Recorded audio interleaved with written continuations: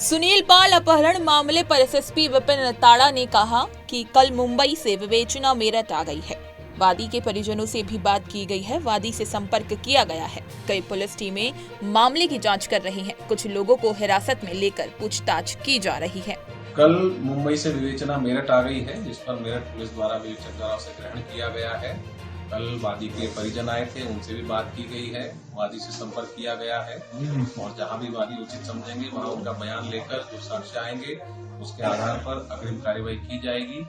फिलहाल कई पुलिस टीमें लगी हैं इस पूरे प्रकरण को अनावरण करने में और कुछ लोगों को हिरासत में लेकर पूछताछ की जा रही है। केंद्रीय मंत्री और भाजपा अध्यक्ष जेपी नड्डा ने कहा, भारत के उपराष्ट्रपति राज्यसभा के सभापति भी होते हैं। सदन में उनकी मिमिक्री हो और लोकसभा में नेता प्रतिपक्ष उसका वीडियो बनाए और उकसाएं कि फिर से कीजिए।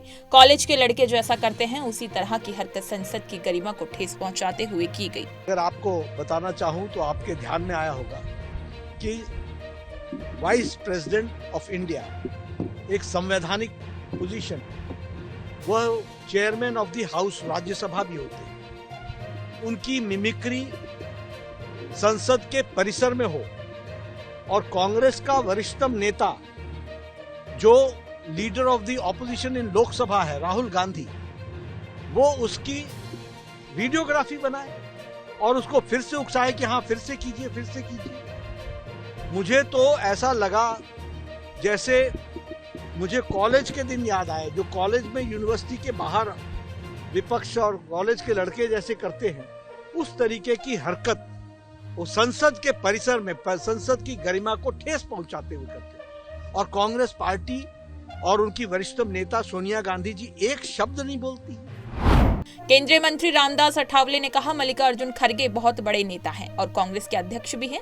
उनका आपत्तिजनक भूमिका रखना ठीक नहीं है। जगदीप धनखड़ ने हमेशा विपक्ष की ओर ज्यादा ध्यान दिया है, उन्हें बोलने का मौका भी दिया है और उनके ऊपर आपत्तिजनक टिप्पणी करना ठीक नहीं है। मुझे लगता है कि माननीय मल्लिकार्जुन खड़गे जी बहुत बड़े नेता है, कांग्रेस पार्टी के अध्यक्ष भी है और राज्यसभा में मतलब बहुत बड़े नेता भी है।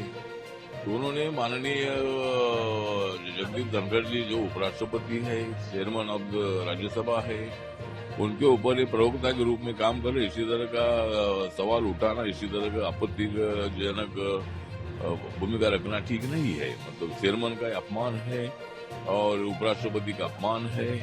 मुझे लगता है कि धनखड़ जी जरूर बीजेपी से आए हैं, लेकिन जब उन्होंने उपराष्ट्रपति का पद स्वीकारा है तब वो पूरे देश के उपराष्ट्रपति है और चेयरमैन हो मतलब राज्यसभा के चेयरमैन है। तो राज्यसभा का चेयरमैन मतलब सत्ताधारी पक्ष और विपक्ष दोनों का मिलकर मतलब राज्यसभा होती है।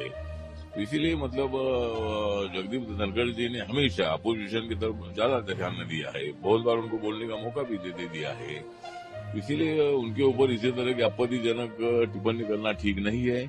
इसके लिए मल्लिकार्जुन खड़गे जी ने माफी मांगनी चाहिए।